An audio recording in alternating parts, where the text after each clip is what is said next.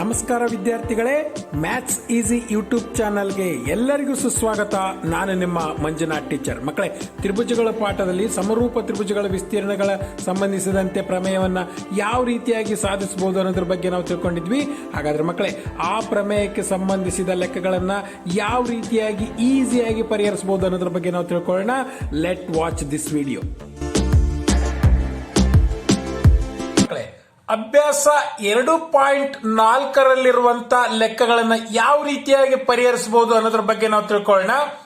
ಪ್ರಶ್ನೆ ಈ ರೀತಿಯಾಗಿದೆ: ತ್ರಿಭುಜ ಎಬಿಸಿ ಸಮರೂಪಿ ತ್ರಿಭುಜ ಡಿಇಎಫ್ ಮತ್ತು ಅವುಗಳ ವಿಸ್ತೀರ್ಣಗಳು ಕ್ರಮವಾಗಿ 64 ಸೆಂಟಿಮೀಟರ್ ಸ್ಕ್ವೇರ್ ಮತ್ತು 121 ಸೆಂಟಿಮೀಟರ್ ಸ್ಕ್ವೇರ್ಗಳಾಗಿದ್ದು EF is equal to 15.4 centimetre ಆದರೆ ಬಿಸಿಯನ್ನು ಕಂಡುಹಿಡಿಯಿರಿ ಅಂತ ಒಂದು ಪ್ರಶ್ನೆ ಕೊಟ್ಟಿದ್ದಾರೆ ಮಕ್ಕಳೇ. ಇಲ್ಲಿ ಈ ಪ್ರಶ್ನೆಯನ್ನು ನೀವು ಗಮನಿಸಿದಾಗ ಇದು ಸಮರೂಪ ತ್ರಿಭುಜಗಳ ವಿಸ್ತೀರ್ಣಗಳಿಗೆ ಸಂಬಂಧಪಟ್ಟಂತ ಪ್ರಶ್ನೆ ಅಂತಂದೇಳಿ ಮೊದಲು ನೀವು ಕಂಡುಕೊಳ್ಬೇಕಾಗತ್ತೆ. ಇಲ್ಲಿ ಎರಡು ತ್ರಿಭುಜಗಳು ಸಮರೂಪಿ ಅಂತ ಹೇಳಿದಾರೆ ಮಕ್ಕಳೇ. ಇಲ್ಲೊಂದು ನೀವು ರಫ್ ಡಯಾಗ್ರಾಮ್ಸ್ ಅನ್ನ ಹಾಕೋಬೇಕು. ನೀವು ಕಚ್ಚಾ ಆಕೃತಿಗಳನ್ನ ಹಾಕೊಳ್ರಿ. ತ್ರಿಭುಜ ಎ ಬಿ ಸಿ ಅಂತ ಒಂದು ಹೆಸರು ಕೊಡಿ, ಇನ್ನೊಂದಕ್ಕೆ ತ್ರಿಭುಜ ಡಿಇಎಫ್ ಅಂತಂದೇಳಿ ನೀವು ಈ ರೀತಿ ಒಂದು ಕಚ್ಚಾ ಆಕೃತಿ ಹಾಕೊಳ್ಳಿ. ಓಕೆ, ಸ್ಕೇಲ್ ಬಳಸಲಿಲ್ಲದ್ರೆ ನಡೆಯುತ್ತೆ. ಓಕೆ, ಕಚ್ಚಾ ಆಕೃತಿಯನ್ನ ನೀವು ಹಾಕೋಬೇಕಾಗತ್ತೆ. ಇಲ್ಲಿ ಈ ರೀತಿ ಒಂದು ಎರಡು ಆಕೃತಿಗಳನ್ನ ಹಾಕೊಳ್ರಿ. ಈ ರೀತಿ ಹಾಕೊಂಡು ಒಂದಕ್ಕೆ ನೀವು ಎ ಬಿ ಸಿ ಅಂತ ಹೆಸರು ಕೊಡ್ರಿ ಒಂದನೇ ತ್ರಿಭುಜಕ್ಕೆ, ಎರಡನೇ ತ್ರಿಭುಜಕ್ಕೆ ಡಿಇಎಫ್ ಅಂತ ಹೆಸರು ಕೊಡ್ರಿ. ಯಾಕಂದ್ರೆ ಅವರು ಅದನ್ನೇ ಕೊಟ್ಟಿದ್ದಾರೆ ಇಲ್ಲಿ, ಗೊತ್ತಾಯ್ತಲ್ಲ ಮಕ್ಕಳೇ. ಈಗ ಅವುಗಳ ವಿಸ್ತೀರ್ಣಗಳು ಕ್ರಮವಾಗಿ ಅಂತ ಹೇಳಿದ್ದಾರೆ. ಅಂದ್ರೆ ಮೊದಲನೇದು ಎ ಬಿ ಸಿಯ ವಿಸ್ತೀರ್ಣ ಎಷ್ಟಪ್ಪ? ಇದು 64 ಸೆಂಟಿಮೀಟರ್ ಸ್ಕ್ವೇರ್. ಎರಡನೇದು ಎಷ್ಟು? 121 ಸೆಂಟಿಮೀಟರ್ ಸ್ಕ್ವೇರ್. ಹೌದಾನೆ? ಇದ್ರ ವಿಸ್ತೀರ್ಣ ಕೊಟ್ಟುಬಿಟ್ಟಿದ್ದಾರೆ ಅವರು. ಇಎಫ್ ಕೊಟ್ಟಿದ್ದಾರೆ, ಒಂದು ಅನುರೂಪ ಬಾಹುವಿಂದ ಒಂದು ಅಳತೆ ಕೊಟ್ಟಿದ್ದಾರೆ. ಇಎಫ್ ಎಷ್ಟು? 15.4 ಸೆಂಟಿಮೀಟರ್ ಕೊಟ್ಟಿದ್ದಾರೆ ಅಲ್ಲಿ ಅಳತೆನ. ಹಾಗಿದ್ದ ಮೇಲೆ ಇದಕ್ಕೆ ಅನುರೂಪ ಬಾಹು ಯಾವುದು? ಇಎಫ್ ಗೆ ಅನುರೂಪ ಬಾಹು ಯಾವುದು? ಬಿಸಿ. ಬಿಸಿಯನ್ನ ನೀವು ಕಂಡುಹಿಡಿಯಿರಿ ಅಂತ ಪ್ರಶ್ನೆ ಇದೆ ಮಕ್ಕಳೇ. ಹಾಗಿದ್ದ ಮೇಲೆ ಈ ಪ್ರಶ್ನೆಯನ್ನು ನೋಡಿದಾಗ ಇದು ತ್ರಿಭುಜಗಳ ವಿಸ್ತೀರ್ಣ, ಸಮರೂಪ ತ್ರಿಭುಜಗಳ ವಿಸ್ತೀರ್ಣಕ್ಕೆ ಸಂಬಂಧಪಟ್ಟಂತ ಲೆಕ್ಕ ಅಂತೇಳಿ ನೀವು ಮೊದಲು ಕಂಡುಕೊಳ್ಬೇಕಾಗತ್ತೆ. ಅಭ್ಯಾಸ 2.4ರಲ್ಲಿ ಬರುವಂತ ಲೆಕ್ಕಗಳು ಸಮರೂಪ ತ್ರಿಭುಜಗಳ ವಿಸ್ತೀರ್ಣಗಳಿಗೆ ಸಂಬಂಧಪಟ್ಟಂತ ಲೆಕ್ಕ. ಓಕೆ, ಆ ಪ್ರಮೇಯದ ಆಧಾರದ ಮೇಲೆ ನಾವು ಲೆಕ್ಕಗಳನ್ನ ನಾವು ಬಿಡಿಸಬೇಕಾಗತ್ತೆ ಮಕ್ಕಳೇ. ಹಾಗಿದ್ದ ಮೇಲೆ ಅವ್ರು ಏನ್ ಕೊಟ್ಟಿದಾರೋ ಅದನ್ನ ನಾವು ಇಲ್ಲಿ ಬರೆದಿದೀವಿ. ತ್ರಿಭುಜ, ಈಗ ಪರಿಹಾರ ಅಂತ ಬರೀತೀನಿ ನಾನು ಇಲ್ಲಿ. ಪರಿಹಾರ. ಓಕೆ, ತ್ರಿಭುಜ ಎ ಬಿ ಸಿ ಸಮರೂಪಿ ತ್ರಿಭುಜ ಡಿಇಎಫ್ ಅವ್ರು ಇದನ್ನ ಕೊಟ್ಟಿದ್ದಾರೆ ತಾನೆ. ತ್ರಿಭುಜ ಎ ಬಿ ಸಿ ಸಮರೂಪಿ ತ್ರಿಭುಜ ಡಿಇಎಫ್ ಸಮರೂಪಿ ಆಗಿದಾವೆ ಅಂದ ತಕ್ಷಣ ಪ್ರಮೇಯದ ಪ್ರಕಾರ ಎರಡು ಸಮರೂಪ ತ್ರಿಭುಜಗಳ ವಿಸ್ತೀರ್ಣಗಳ ಅನುಪಾತವು ಅವುಗಳ ಅನುರೂಪ ಬಾಹುಗಳ ವರ್ಗಗಳ ಅನುಪಾತಕ್ಕೆ ಸಮನಾಗಿರುತ್ತೆ ಅಂತ ಪ್ರಮೇಯ ಹೇಳುತ್ತೆ. ಹೌದಾನೆ? ಹಾಗಾಗಿ ನಾನು ಅದೇ ರೀತಿಯಾಗಿ ಬರೀತೀನಿ. ವಿಸ್ತೀರ್ಣ ತ್ರಿಭುಜ ಎ ಬಿ ಸಿ ಈ ರೀತಿ ಬರೆದ್ವಿ ಅಂದ್ರೆ ಅರ್ಥ ತ್ರಿಭುಜ ಎ ಬಿ ಸಿಯ ವಿಸ್ತೀರ್ಣ ಅಂತ ಅರ್ಥ. ಹೌದಾನೆ? ಡಿವೈಡೆಡ್ ಬೈ ವಿಸ್ತೀರ್ಣ ತ್ರಿಭುಜ ಡಿಇಎಫ್. ಹೌದಾನೆ? ಅವಳ ಅನುಪಾತ ಯಾವುದಕ್ಕೆ ಸಮನಾಗಿರುತ್ತೆ? ಅನುರೂಪ ಬಾಹುಗಳ ವರ್ಗ. ಯಾವ್ದರ ಅನುರೂಪ ಬಾಹು ತಗೊಳ್ರಿ. ಎ ಬಿಗೆ ಅನುರೂಪ ಬಾಹು ಯಾವುದು? ಡಿಇ. ಎ ಸಿಗೆ ಅನುರೂಪ ಬಾಹು ಯಾವುದು? ಡಿಎಫ್. ಬಿ ಸಿಗೆ ಅನುರೂಪ ಬಾಹು ಯಾವುದು? ಇಎಫ್. ಹೌದಾನೆ? ಹಾಗಾಗಿ ನಾನು ಯಾವ ರೀತಿ ಬರೀತೀನಿ? B C by EF whole square. B C by EF whole square. ಆ ಒಂದು ಪ್ರಮೇಯದ ಆಧಾರದ ಮೇಲೆ ನಾನು ಬರೆದಿದ್ದೀನಿ ಮಕ್ಕಳೇ. ತ್ರಿಭುಜಗಳ ವಿಸ್ತೀರ್ಣಗಳ ಅನುಪಾತವು, ಸಮರೂಪ ತ್ರಿಭುಜಗಳ ವಿಸ್ತೀರ್ಣಗಳ ಅನುಪಾತವು ಅವುಗಳ ಅನುರೂಪ ಬಾಹುಗಳ ವರ್ಗ ಅಂದ್ರೆ ಘಾತ ಎಷ್ಟು ಬರುತ್ತೆ? 2 ಬರುತ್ತೆ. ಹೋಗ್ತಾನೆ? ಅನುರೂಪ ಬಾಹುಗಳ ವರ್ಗಗಳ ಅನುಪಾತಕ್ಕೆ ಸಮನಾಗಿರುತ್ತೆ ಅಂತಂದೇಳಿ ಪ್ರಮೇಯ ಹೇಳುತ್ತೆ. ಅದನ್ನೇ ನಾವು ಕಾರಣವಾಗಿ ಬರೆಯೋಣ. ಏಕೆ ನಾವು ಈ ರೀತಿ ಬರ್ಕೊಂಡ್ವಿ ಅಂತಂದ್ರೆ, ನಾನು ಪ್ರಮೇಯದ ಹೇಳಿಕೆನ ಬರೀತಿದ್ದೀನಿ ಇಲ್ಲಿ. ಎರಡು ಸಮರೂಪ ತ್ರಿಭುಜಗಳ ವಿಸ್ತೀರ್ಣಗಳ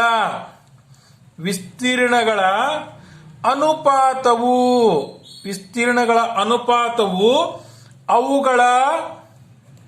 ಅವುಗಳ ಅನುರೂಪ ಬಾಹುಗಳ ವರ್ಗಗಳ ಅನುಪಾತಕ್ಕೆ ಏನಾಗಿರುತ್ತೆ? ವರ್ಗಗಳ ಅನುಪಾತಕ್ಕೆ ಸಮನಾಗಿರುತ್ತದೆ. ಇದು ಪ್ರಮೇಯದ ಹೇಳಿಕೆ. ಗೊತ್ತಾಯ್ತಲ್ಲ ಮಕ್ಕಳೇ? ವರ್ಗಗಳ ಅನುಪಾತಕ್ಕೆ ಏನಾಗಿರುತ್ತೆ? ಸಮನಾಗಿರುತ್ತೆ. ಹಾಗಾಗಿ ನಾನು ಈ ರೀತಿಯಾಗಿ ಬರೆದಿದ್ದೀನಿ. ಈಗ ನಮಗೆ ವಿಸ್ತೀರ್ಣ ಕೊಟ್ಟಿದ್ದಾರೆ ನೋಡ್ರಿ. ತ್ರಿಭುಜ ABC ವಿಸ್ತೀರ್ಣ ಎಷ್ಟು? 64 ಸೆಂಟಿಮೀಟರ್ ಸ್ಕ್ವೇರ್. ನೋಡ್ರಿ, ಅದ್ಲೇ ಬರೀತೀನಿ ನಾನು. 64 ಸೆಂಟಿಮೀಟರ್ ಸ್ಕ್ವೇರ್ ಡಿವೈಡೆಡ್ ಬೈ ಇದು ಎಷ್ಟು ಕೊಟ್ಟಿದ್ದಾರೆ? 121. ಹೌದಾನೆ? 121 ಇಸ್ ಈಕ್ವಲ್ ಟು BC ಕೊಟ್ಟಿದಾರಾ? ಇಲ್ಲ, ಅದನ್ನೇ ನೀವು ಕಂಡುಹಿಡಿಬೇಕು. ಹೌದಾನೆ? BC ಯಾವ ರೀತಿ ಇದೆ ಅದೇ ರೀತಿ ಬರ್ತಿದ್ದೀನಿ. EF ಅಂದ್ರೆಷ್ಟಪ್ಪ? 15.4. ಹೌದಾನೆ? 15.4 ಹೋಲ್ ಸ್ಕ್ವೇರ್. ಹೌದಾನೆ? ಈಗ ನಾವು ಯಾವ ರೀತಿ ಬರ್ಕೊಂಡ್ರೆ ನಾವು ಈಸಿಯಾಗಿ ಫೈಂಡ್ ಔಟ್ ಮಾಡಬಹುದು ಅಂತೇಳಿ. ಇಲ್ಲಿ ನೋಡ್ರಿ, ಇದಕ್ಕೆ ವರ್ಗ ಇದೆ ತಾನೆ. ಇದಕ್ಕೆ ನಾವು ವರ್ಗದಲ್ಲಿ ವರ್ಗ ಸಂಖ್ಯೆನೇ ಸಾಮಾನ್ಯವಾಗಿ ಕೊಟ್ಟಿರ್ತಾರೆ. ಇಲ್ಲಿ ನಾವಿಲ್ಲಿ ವರ್ಗವಾಗಿ ಬರ್ಕೋಬಹುದಲ್ಲ. ಇದನ್ನ ಯಾವ ಸಂಖ್ಯೆ ವರ್ಗವಾಗಿ ಬರ್ಕೋಬಹುದು? 8 ಸ್ಕ್ವೇರ್. ಯಾಕಂದ್ರೆ 8 ಎಷ್ಟು? 64. 121 ಯಾವ ರೀತಿ ಬರ್ಕೋಬಹುದು? 11 ಸ್ಕ್ವೇರ್. ಹೌದಾನೆ? ಈಗ BC ಬೈ 15.4 ಹೋಲ್ ಸ್ಕ್ವೇರ್ ಹೇಗಿದೆಯೋ ಹಾಗೆ ಬರಿತೀನಿ. ಯಾಕೆ ಬರ್ಕೊಂಡೆ ಅಂತಂದೇಳಿ ನಿಮಗೆ ನಂತರ ಗೊತ್ತಾಗುತ್ತೆ. ಯಾಕಂದ್ರೆ ಈಸಿಯಾಗಿ ಕ್ಯಾನ್ಸಲ್ ಆಗ್ತವೆ ಅಂತಂದೇಳಿ. ಓಕೆ, 8/11 ಹೋಲ್ ಸ್ಕ್ವೇರ್ ಈ ರೀತಿ ಬರಿಬಹುದಲ್ಲ ಘಾತಾಂಕದ ನಿಯಮದ ಪ್ರಕಾರ.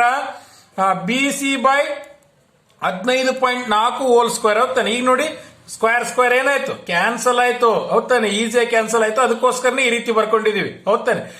ಈಗ ನೋಡ್ರಿ, ಏನ್ ಉಳಿದಿತ್ತು? 8/11 is equal to BC by 15.4. ಹೌದಾನೆ? ಈಗ ಲೆಕ್ಕ ನಮ್ಗೆ ಈಸಿ ಆಗುತ್ತೆ. ಈಗ ನೋಡ್ರಿ, ಏನ್ ಮಾಡಬಹುದು? ಈಗ ಓರೆ ಗುಣಾಕಾರ ಮಾಡಬಹುದು. 8 into 15.4 is equal to 11 into BC. ಹೌದಾನೆ? 11 into BC. therefore BC is equal to ಏನ್ ಬರೀತೀರಿ? BC ಜೊತೆಗೆ ಇರೋದೇನಿದೆ? 11 ಇದೆ. ಅದು ಛೇದದಲ್ಲಿ ಬರ್ಕೋಬೇಕು, ಉಳಿದದನ್ನ ಅಂಶದಲ್ಲಿ ಬರ್ಕೋಬೇಕು. ಈ ರೀತಿನಾದ್ರೂ ಅರ್ಥ ಮಾಡ್ಕೊಡ್ರಿ. ಹೌದಾನೆ? ಓಕೆ, 11 ಒಂದ್ಲೆ ನೋಡ್ರಿ, ಇದು ಭಾಗ ಆಗತ್ತೆ ನೋಡ್ರಿ. 11 ಒಂದ್ಲೆ. ಹೌದಾನೆ? ಎಷ್ಟು ಉಳಿತು? 4 ಉಳಿತು. 44 ಆಯ್ತು. 11 ಕಲೆ 44. ಪಾಯಿಂಟ್ ಆಗಿ ಮೇಲೆ ಒಂದ್ ಸಂಖ್ಯೆ ಐತಿ. ಒಂದ್ ಸಂಖ್ಯೆ ಬಿಟ್ಟು ಒಂದ್ ಪಾಯಿಂಟ್ ಇಡ್ರಿ. ಓಕೆ, ಏನ್ ಉಳಿತು? 8 ಇಂಟು 1.4. ಓಕೆ, 14 ಎಂಟ್ಲೆಷ್ಟು? 112. ಹೌದಾನೆ? ಪಾಯಿಂಟ್ ಬಿಟ್ಟು ಮೊದಲು ಗುಣಿಸ್ಬೇಕು, ಆಮೇಲೆ ಪಾಯಿಂಟ್ ಇಡ್ಬೇಕು. ಪಾಯಿಂಟ್ ಆಗಿ ಮೇಲೆ ಎಷ್ಟು? 1 ನಂಬರ್ ಇದೆ. 1 ನಂಬರ್ ಬಿಟ್ಟು ಒಂದು ಪಾಯಿಂಟ್ ಇಡ್ತೀನಿ. 11.2 ಸೆಂಟಿಮೀಟರ್. 11.2 ಸೆಂಟಿಮೀಟರ್. ಗೊತ್ತಾಯ್ತಲ್ಲ ಮಕ್ಕಳೇ? ಒಂದನೇ ಲೆಕ್ಕವನ್ನು ಯಾವ ರೀತಿ ಪರಿಹರಿಸಬಹುದು ಅನ್ನೋದ್ರ ಬಗ್ಗೆ. ಈಗ ಎರಡನೇ ಲೆಕ್ಕವನ್ನ ಯಾವ ರೀತಿ ಪರಿಹರಿಸಬಹುದು ಅನ್ನೋದ್ರ ಬಗ್ಗೆ ನಾವು ತಿಳ್ಕೊಳ್ಳೋಣ. ಮಕ್ಕಳೇ, ಪ್ರಶ್ನೆ ಈ ರೀತಿಯಾಗಿದೆ. ABCD ತ್ರಾಪಿಜ್ಯದಲ್ಲಿ AB ಸಮಾಂತರ CD ಕರ್ಣಗಳು ಪರಸ್ಪರ O ಬಿಂದುವಿನಲ್ಲಿ ಛೇದಿಸುತ್ತವೆ. AB is equal to 2 CD ಆದರೆ ತ್ರಿಭುಜ AOB ಮತ್ತು ತ್ರಿಭುಜ COD ಗಳ ವಿಸ್ತೀರ್ಣಗಳ ಅನುಪಾತ ಕಂಡುಹಿಡಿಯಿರಿ ಅಂತ ಒಂದು ಪ್ರಶ್ನೆ ಕೊಟ್ಟಿದ್ದಾರೆ ಮಕ್ಕಳೇ.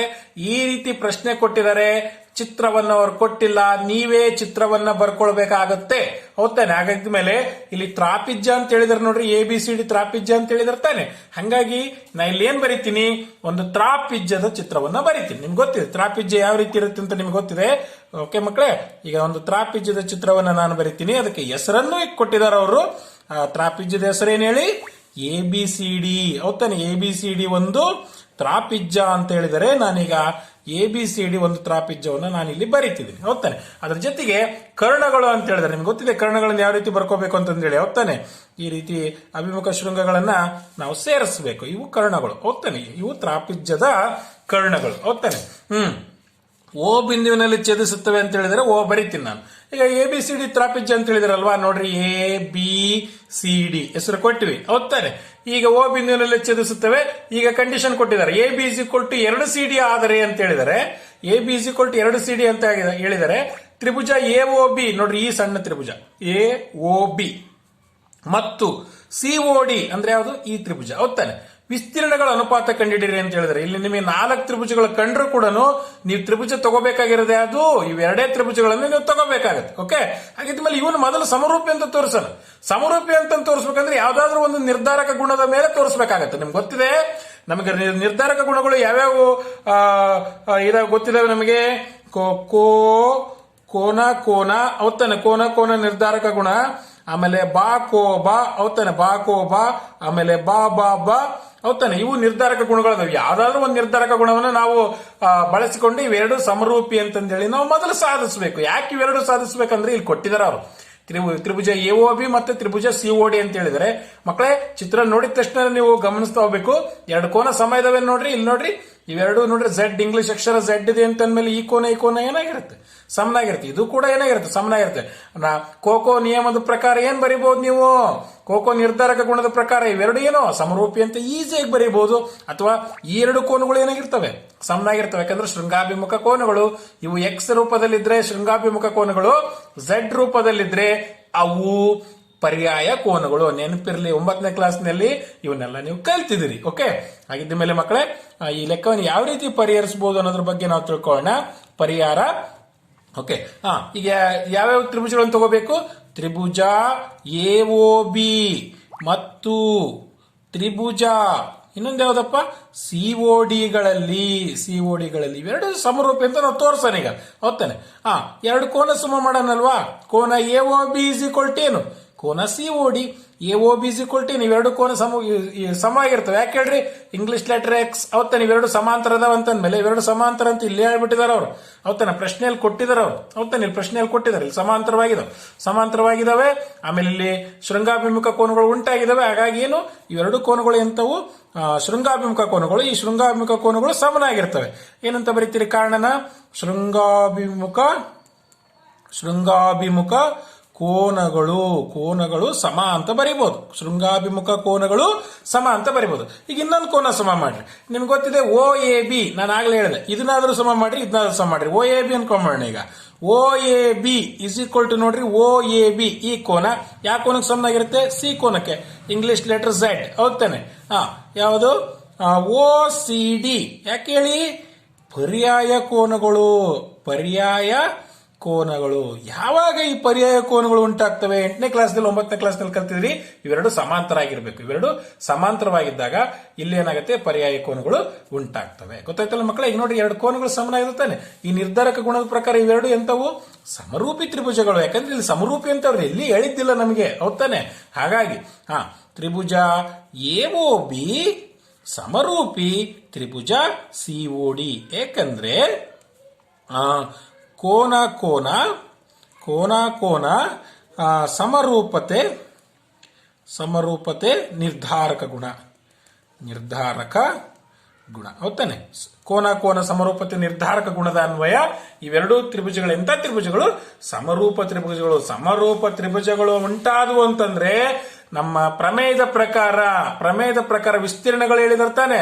ಆ ಎರಡು ವಿಸ್ತೀರ್ಣಗಳು ಆ ಅನುರೂಪ ಭಾಗಗಳ ವರ್ಗಗಳ ಅನುಪಾತಕ್ಕೆ ಏನಾಗಿರುತ್ತೆ, ಸಮನಾಗಿರುತ್ತೆ. ಹಾಗಾಗಿ ನಾ ಏನ್ ಬರಿತೀನಿ ಇಲ್ಲಿ, ವಿಸ್ತೀರ್ಣ ಯಾವ ತ್ರಿಭುಜ, ಎಒಬಿನೇ. ಹೌದಾನೆ, ಎಒಬಿ ವಿಸ್ತೀರ್ಣ ಇನ್ನೊಂದು ಯಾವುದು, ಸಿಒಡಿ. ಹೌದಾನೆ, ವಿಸ್ತೀರ್ಣ ಸಿಒಡಿ ಈಸ್ ಈಕ್ವಲ್ ಟು ಅನುರೂಪ ಭಾಗಗಳ ವರ್ಗಗಳ ಅನುಪಾತಕ್ಕೆ. ಯಾಕೆ ಇಲ್ಲಿ ಅನುರೂಪ ಭಾಗಗಳು ಯಾವ್ಯಾವ ಇರ್ತವೆ ನೋಡ್ರಿ, O A, O C, O B, O D, ಅದೇ ರೀತಿ ಎ ಬಿ, ಸಿ ಡಿ. ನಾನು ಯಾವ್ದು ತಗೋತೀನಿ, ಇಲ್ಲಿ ಕ್ಲೂ ಕೊಟ್ಟಿದ್ದಾರೆ. ಹಂಗಾಗಿ ಎ ಬಿ ಮತ್ತು ಸಿ ಡಿ ಎಷ್ಟೇ ತಗೊಳ್ತೀನಿ, ಇನ್ನು ಉಳಿದ ಬೇಡ, ನಮ್ಗೆ ಅವಶ್ಯಕತೆ ಇಲ್ಲ.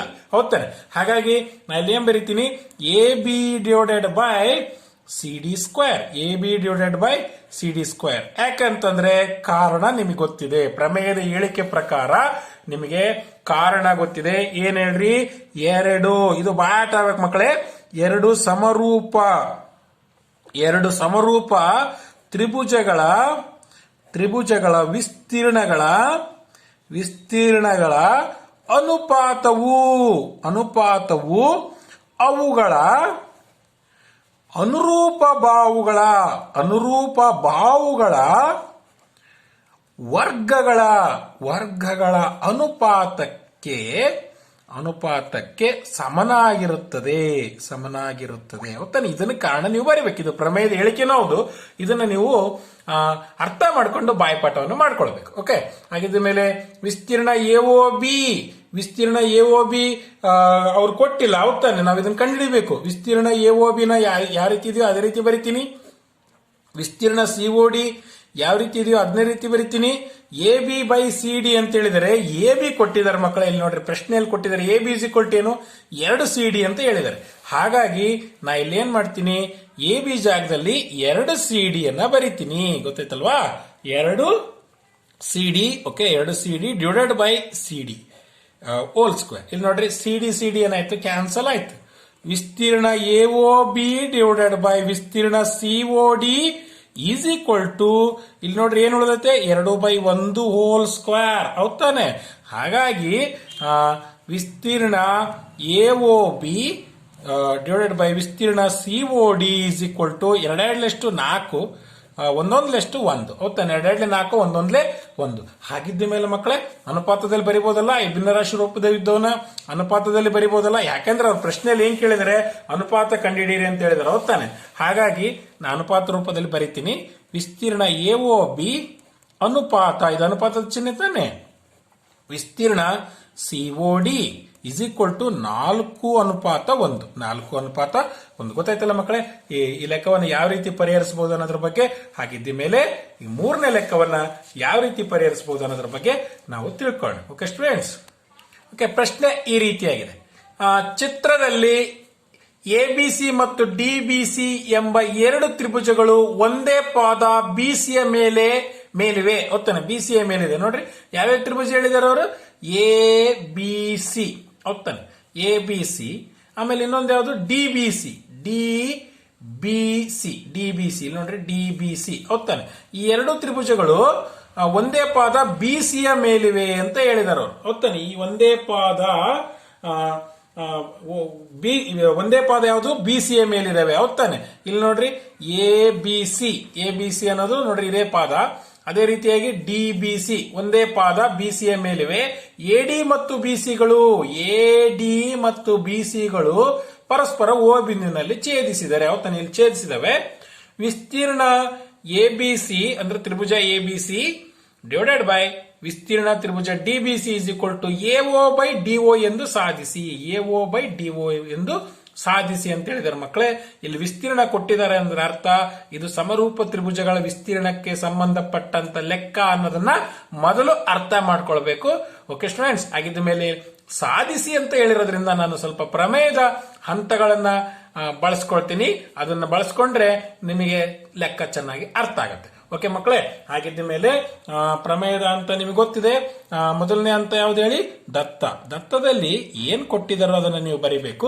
ಇಲ್ಲಿ ನೋಡ್ರಿ, ಇಲ್ಲಿ ಅವರೇ ಚಿತ್ರ ಕೊಟ್ಟಿರೋದ್ರಿಂದ ನಾನು ಏನು ಪ್ರಶ್ನೆಯಲ್ಲಿದೆಯೋ ಅದನ್ನೇ ಬರಿತೀನಿ ನಾನು.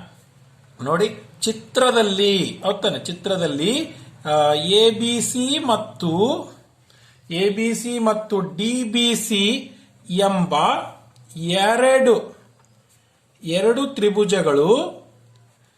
ಎರಡು ತ್ರಿಭುಜಗಳು ಒಂದೇ ಪಾದ BCಯ ಮೇಲಿವೆ. AD ಮತ್ತು BCಗಳು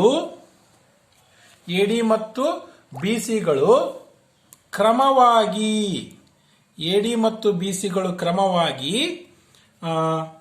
ಪರಸ್ಪರ,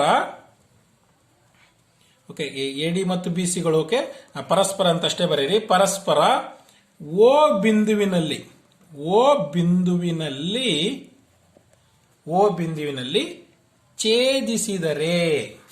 ಛೇದಿಸಿವೆ ಅಂತ ಬರೆದ್ಬಿಡೋಣ. ಛೇದಿಸಿವೆ, O ಬಿಂದುವಿನಲ್ಲಿ ಛೇದಿಸಿದೆ. ಮಕ್ಕಳೇ, ನಾನು ದತ್ತದಲ್ಲಿ ಏನ್ ಬರೆದಿದ್ದೀನಿ, ಪ್ರಶ್ನೆಯಲ್ಲಿ ಏನಿದೆಯೋ ಅದನ್ನೇ ಬರೆದಿದ್ದೀನಿ. ಓಕೆ, ಇದನ್ನು ನಾನು ಸಾಧನೆಯಲ್ಲಿ ಬರೀತೀನಿ. ಏನನ್ನ ಸಾಧಿಸಬೇಕು ಅದನ್ನ ನಾನು ಬರೀತೀನಿ. ಸಾಧನೆಯ ಇಸ್ ಈಕ್ವಲ್ ಟು ವಿಸ್ತೀರ್ಣ ABC ಡಿವೈಡೆಡ್ ಬೈ ವಿಸ್ತೀರ್ಣ DBC is equal to AO/DO. ಹೌದಾನೆ. ಪ್ರಶ್ನೆಯಲ್ಲಿ ಏನಿದೆಯೋ ನಾನು ಅದನ್ನೇ ನಾನು ಬರ್ತಿದ್ದೀನಿ ಮಕ್ಕಳೇ. ಈಗ ನಾನು ಸಾಧನೆಗೆ ಅನುರೂಪವಾಗಿ ಸಾಧನೆಯಲ್ಲಿ ಏನಿದೆ ಅದನ್ನು ಸಾಧಿಸಬೇಕಲ್ವಾ. ಇದಕ್ಕೆ ನಾನು ಅನುಕೂಲವಾಗುವಂತೆ ರಚನೆಯನ್ನ ಮಾಡ್ಕೊಳ್ಬೇಕಾಗತ್ತಿಲ್ಲ. ರಚನೆಯನ್ನ ಮಾಡ್ಕೊಳ್ತೀನಿ ನಾನು. ಇಲ್ಲಿ AE ಒಂದು ಲಂಬವನ್ನು ಹೇಳ್ಕೊಳ್ತೀನಿ. ಯಾವುದಕ್ಕೆ, AE BCಗೆ ಲಂಬವಾಗಿರುವಂತೆ. ಓಕೆ, AE ಅನ್ನೋದು ಲಂಬ ಹೌದಾನೆ BCಗೆ. ಇದಕ್ಕೆ ನಾನು E ಅಂತ ಹೆಸರು ಕೊಡ್ತೀನಿ. ಅದೇ ರೀತಿಯಾಗಿ DF ಅನ್ನೋದನ್ನ ಹೇಳ್ಕೊಳ್ತೀನಿ. ಅದೇ BC ಒಂದೇ ಪಾದಕ್ಕೆ ನಾನು ಹೇಳ್ಕೊಳ್ತೀನಿ. DF ಒಂದು ಲಂಬವನ್ನು ಹೇಳ್ಕೊಳ್ತೀನಿ. ಓಕೆ, ಡಿ ಎಫ್ ಅನ್ನೋ ಒಂದು ಲಂಬವನ್ನು ಹೇಳ್ಕೊಳ್ತೀನಿ. ಓಕೆ, ಹಾಗಿದ್ದ ಮೇಲೆ ರಚನೆಯನ್ನು ನಾನು ಏನ್ ಮಾಡ್ಕೊಂಡಿದ್ದೀನಿ ಇಲ್ಲಿ, ಎಇ ಲಂಬ ಯಾವುದಕ್ಕೆ, ಬಿ ಸಿಗೆ, ಡಿ ಎಫ್ ಲಂಬ ಯಾವುದಕ್ಕೆ, ಅದೇ ಬಿ ಸಿಗೆ. ಗೊತ್ತಾಯ್ತಲ್ವ ಮಕ್ಕಳೇ? ಹಾಗಿದ್ದ ಮೇಲೆ ರಚನೆಯಲ್ಲಿ ಏನ್ ಮಾಡ್ಕೊಂಡಿದೀವೋ ಅದನ್ನ ಬರೆಯೋಣ. ಎಇ ಲಂಬ ಯಾವುದಕ್ಕೆ, ಬಿ ಸಿ, ಮತ್ತು ಡಿ ಎಫ್ ಲಂಬ ಯಾವುದಕ್ಕೆ, ಬಿ ಸಿ ಎಳೆಯಿರಿ. ಹೌದಾನೆ? ಈಗ ಅದನ್ನು ನಾವು ರಚನೆಯನ್ನ ಮಾಡ್ಕೊಂಡಿದ್ದೀವಿ. ಈಗ ಸಾಧನೆಯನ್ನ ನಾವು ಸಾಧನೀಯದಲ್ಲಿ ಏನನ್ನ ನಾವು ಬರ್ಕೊಂಡಿದ್ದೀವೋ ಅದನ್ನ ಸಾಧನೆಯಲ್ಲಿ ನಾವು ತೋರಿಸಬೇಕಾಗತ್ತೆ. ಓಕೆ ಮಕ್ಕಳೇ, ಆಗಿದ್ದ ಮೇಲೆ ಎರಡು ತ್ರಿಭುಜ ತಗೊಳ್ತೀನಿ ನಾನು. ತ್ರಿಭುಜ ಎಒಇ ಡಿಒಎಫ್ ತಗೊಳ್ತೀನಿ. ಇವೆರಡು ತ್ರಿಭುಜಗಳು ಸಮರೂಪಿ ಅಂತ ನಾನು ತೋರಿಸ್ತೀನಿ. ಫಸ್ಟ್ ಎಒಇ ಆಮೇಲೆ ಡಿಒಎಫ್ ಇವೆರಡು ತ್ರಿಭುಜಗಳು ಸಮರೂಪಿ ಅಂತ ನಾನು ತೋರಿಸ್ತೀನಿ. ಒಂದು ಸಮರೂಪತೆ ನಿರ್ಧಾರಕ ಗುಣದ ಮೇಲೆ ನಿಮ್ಗೆ ಗೊತ್ತಿದೆ, ಇಲ್ಲಿ ಲಂಬವಾಗಿ ಹೇಳ್ಕೊಂಡಿದ್ದೀನಿ ಅಂದ್ಮೇಲೆ 90 ಡಿಗ್ರಿ ಇರುತ್ತೆ. ಹೌದಾನೆ? ಇದು 90 ಡಿಗ್ರಿ ಆಯ್ತು. ಅದೇ ರೀತಿಯಾಗಿ ಎಒಇ, ಅದೇ ರೀತಿ ಇನ್ನೊಂದು ಯಾವುದು, ಡಿಒಇ. ನೋಡ್ರಿ, ಇವೆರಡು ಕೋನಗಳು ಸಮ. ಯಾಕೆ ಹೇಳಿ? ಶೃಂಗಾಭಿಮುಖ ಕೋನಗಳು. ಹಾಗಾಗಿ ಇವೆರಡು ತ್ರಿಭುಜಗಳು ಸಮರೂಪಿ ಅಂತೇಳಿ ನಾವು ಬಹಳ ಈಸಿಯಾಗಿ ನಾವು ತೋರಿಸಬಹುದು. ಗೊತ್ತಾನೆ? ಎರಡು ತ್ರಿಭುಜಗಳನ್ನ ಬರ್ಕೊಳ್ತೀನಿ ನಾನು. ತ್ರಿಭುಜ ಎಒಇ ಮತ್ತು ತ್ರಿಭುಜ ಡಿಒಎಫ್ ಗಳಲ್ಲಿ ಆಗಿದ್ದ ಮೇಲೆ ಎರಡು ಕೋನಗಳು ಸಮ ಮಾಡಬಹುದಲ್ಲ. ಎಒಇ ಇಸ್ ಈಕ್ವಲ್ ಟು ಇನ್ನೊಂದು ಯಾವುದು, ಡಿಒಎಫ್. ಹೌದಾನೆ? ಯಾಕೆ ಹೇಳಿ? ನೋಡಿ, ಚಿತ್ರ ನೋಡಿದ್ರೆ ಗೊತ್ತಾಗ್ಬಿಡುತ್ತೆ ನಿಮ್ಗೆ. ಎಒಇ ಅಂದ್ರೆ ಓ ಕೋನ, ಡಿಒಎಫ್ ಅಂದ್ರೆ ಓ ಕೋನ. ಇವೆರಡು ನೋಡ್ರಿ ಎಕ್ಸ್ ರೂಪದಲ್ಲಿ ಇದಾವೆ ಅಂದ್ರೆ ಅರ್ಥ ಶೃಂಗಾಭಿಮುಖ ಕೋನಗಳು. ಹೌದಲ್ವಾ? ಕಾರಣ ಬರಿಬಹುದು ನೀವು, ಶೃಂಗಾಭಿಮುಖ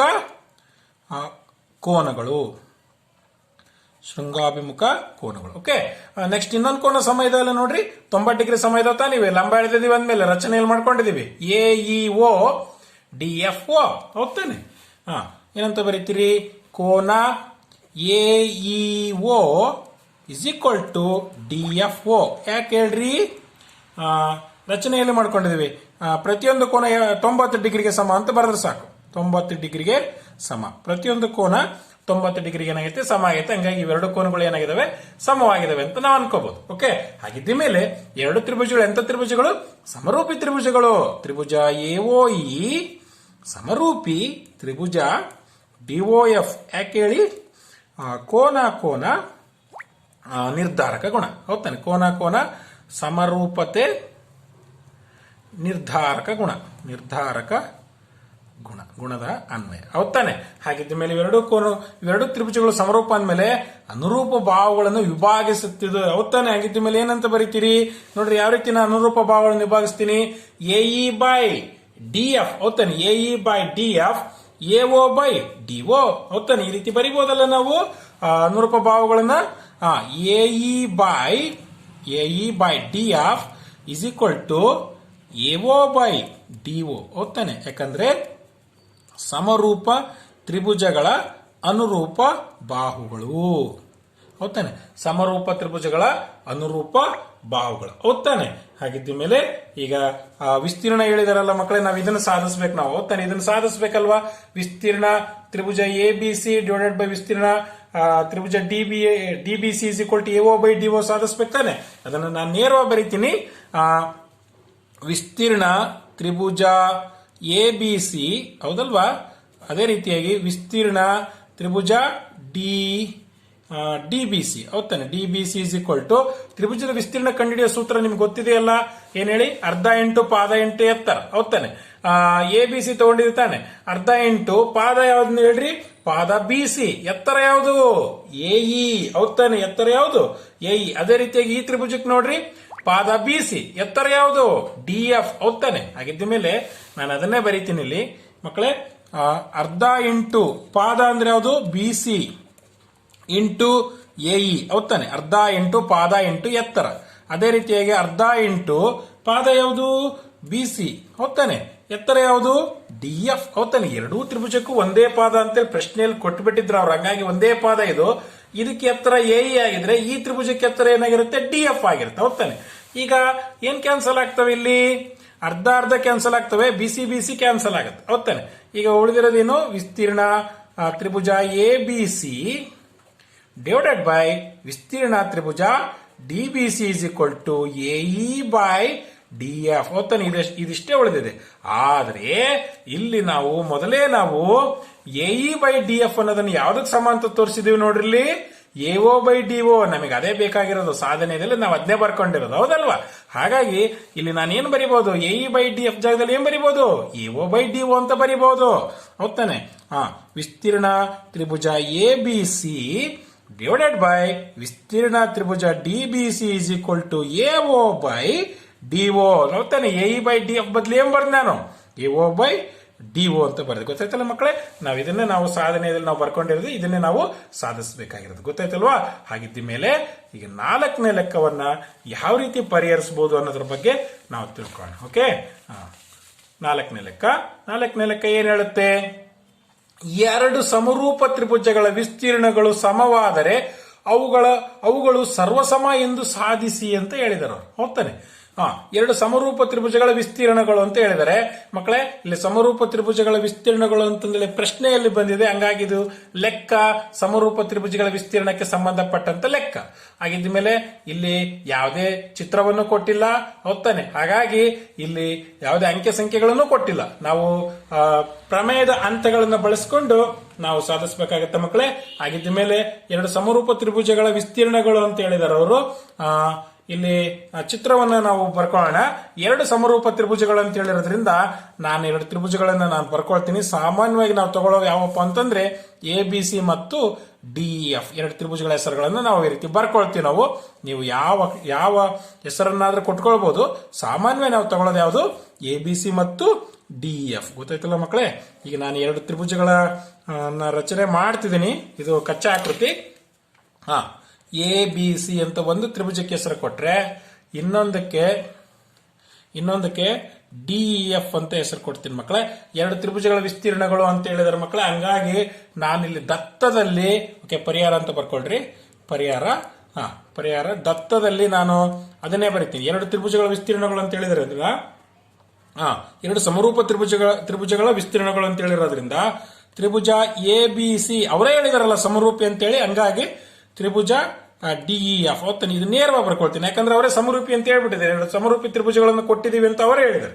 ಹಾಗಿದ್ದ ಮೇಲೆ ವಿಸ್ತೀರ್ಣಗಳು ಸಮ ಅಂತ ಹೇಳಿದಾರೆ ತಾನೇ. ಇಲ್ಲಿ ವಿಸ್ತೀರ್ಣಗಳು ಸಮವಾದರೆ ಅಂತ ಹೇಳಿದರೆ, ಹಾಗಾಗಿ ವಿಸ್ತೀರ್ಣಗಳು ನಾನು ಈ ರೀತಿ ಬರೀತೀನಿ. ವಿಸ್ತೀರ್ಣ ತ್ರಿಭುಜ A B C is equal to ವಿಸ್ತೀರ್ಣ ತ್ರಿಭುಜ ಡಿಇಎಫ್. ಹೌದಾನೆ?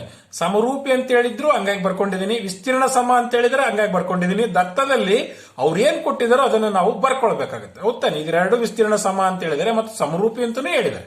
ಓಕೆ, ಈಗ ಸಾಧನೆಯದಲ್ಲಿ ನಾವು ಏನನ್ನ ಸಾಧಿಸಬೇಕು ಅನ್ನೋದನ್ನ ಬರೀಬೇಕು. ಈಗೇನು ಸಾಧಿಸಬೇಕು? ಅವುಗಳು ಸರ್ವಸಮ ಎಂದು ಸಾಧಿಸಿ ಅಂತ ಹೇಳಿದರೆ. ಇವೆರಡು ತ್ರಿಭುಜಗಳು ಎಂತವು? ಸರ್ವಸಮ. ನಿಮ್ಗೆ ಗೊತ್ತಿದೆ ಸರ್ವಸಮ ಅಂದ್ರೇನು, ಸಮರೂಪಿ ಅಂದ್ರೇನು ಗೊತ್ತಾಯ್ತಲ್ವಾ? ಒಂದನ್ನೊಂದು ಐಕ್ಯಗೊಂಡ್ರೆ ಅವು ಸರ್ವಸಮ. ಹೌದಾನೆ? ಸಮರೂಪಿ ಅನ್ನೋದಕ್ಕೆ ನಿಮ್ಗೆ ಗೊತ್ತಿದೆ, ಅನುರೂಪ ಬಾಹುಗಳು ಸಮಾನುಪಾತದಲ್ಲಿರಬೇಕು, ಅನುರೂಪ ಕೋನಗಳು ಸಮನಾಗಿರ್ಬೇಕು. ಹೌದಾನೆ? ಆಗಿದ್ದ ಮೇಲೆ ಸರ್ವಸಮ ಅಂತ ಸಾಧಿಸ್ಬೇಕು ನಾವಿಲ್ಲಿ. ತ್ರಿಭುಜ ಎ ಬಿ ಸಿ ಸರ್ವಸಮ, ಇದು ಸರ್ವಸಮದ ಚಿಹ್ನೆ ಗೊತ್ತಾಯ್ತಲ್ವಾ? ತ್ರಿಭುಜ ಎ ಬಿ ಸಿ ತ್ರಿಭುಜ ಡಿಇಎಫ್, ಇದನ್ನ ನಾವು ಸಾಧಿಸ್ಬೇಕು. ಗೊತ್ತಾಯ್ತಲ್ಲ ಮಕ್ಕಳೇ? ಆಗಿದ್ದ ಮೇಲೆ ಈಗ ನಾವು ಸಾಧನೆಯಲ್ಲಿ ಏನನ್ನ ನಾವು ಅಂದ್ಕೊಂಡಿದ್ದೇವೋ ಅದನ್ನ ಸಾಧನೆಯಲ್ಲಿ ನಾವು ತೋರಿಸಬೇಕಾಗತ್ತೆ. ಹೌದಲ್ವಾ? ಈಗ ಅವ್ರು ಏನ್ ಕೊಟ್ಟಿದ್ರು? ಇದಿಷ್ಟೇ ಕೊಟ್ಟಿರೋದು ಅವರು. ತ್ರಿಭುಜ ಎ ಬಿ ಸಿ ಸಮರೂಪಿ ತ್ರಿಭುಜ ಡಿಇಎಫ್ ಅಂತ ಹೇಳಿದಾರಲ್ವಾ? ತ್ರಿಭುಜ ಎ ಬಿ ಸಿ ಸಮರೂಪಿ ತ್ರಿಭುಜ ಡಿಇಎಫ್ ಅಂತ ಹೇಳಿದಾರೆ ಅಂತಂದ್ಮೇಲೆ ವಿಸ್ತೀರ್ಣಗಳು ಅಂತಂದೇಳಿ ಅವ್ರು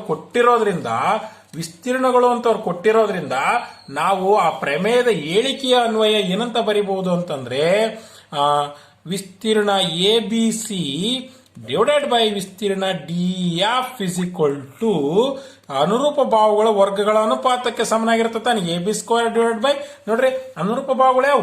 ಎ ಬಿಗೆ ಡಿಇ, ಎ ಸಿಗೆ ಡಿಎಫ್, ಬಿ ಸಿಗೆ EF. ಹೌದಾನೆ?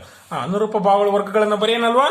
A B square divided by DE square, B C square divided by EF square. ಹೌದಾನೆ? ಹೋಲ್ ಸ್ಕ್ವೇರ್ ಬರೆಯೋದ್ರ ಒಂದೇ, ಈ ರೀತಿನಾದ್ರೂ ಬರೀಬಹುದು. A C square divided by DF square. ಹೌದಾನೆ? ಇಲ್ಲಿ ನೋಡ್ರಿ, ಎ ಬಿಗೆ ಡಿಇ ಚಿತ್ರ ನೋಡಿದ್ರೆ ಗೊತ್ತಾಗ್ಬಿಡುತ್ತೆ ನಿಮಗೆ. ಎ ಬಿಗೆ ಡಿಇ, ಎ ಸಿಗೆ ಡಿಎಫ್, ಬಿ ಸಿಗೆ ಇಎಫ್ ಹೋಗ್ತಾನೆ, ಬಿ ಸಿಗೆ ಇಎಫ್ ಹೋಗ್ತಾನೆ. ಯಾಕೆ ಕಾರಣ ಗೊತ್ತಿದೆಯಲ್ಲ ನಿಮಗೆ? ಆ ಪ್ರಮೇಯದ ಹೇಳಿಕೆ ನಿಮ್ಗೆ ಗೊತ್ತಿದೆಯಲ್ವಾ? ಏನ್ ಹೇಳುತ್ತೆ ಆ ಪ್ರಮೇಯದ ಹೇಳಿಕೆ? ಇದನ್ನ ಬಾಯಾಟ್ ಮಾಡ್ಬೇಕು ಮಕ್ಕಳೇ. ಎರಡು ಸಮರೂಪ ತ್ರಿಭುಜಗಳ ವಿಸ್ತೀರ್ಣಗಳ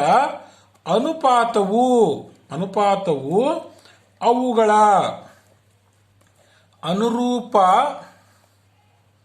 ಬಾಹುಗಳ ವರ್ಗಗಳ ಅನುಪಾತಕ್ಕೆ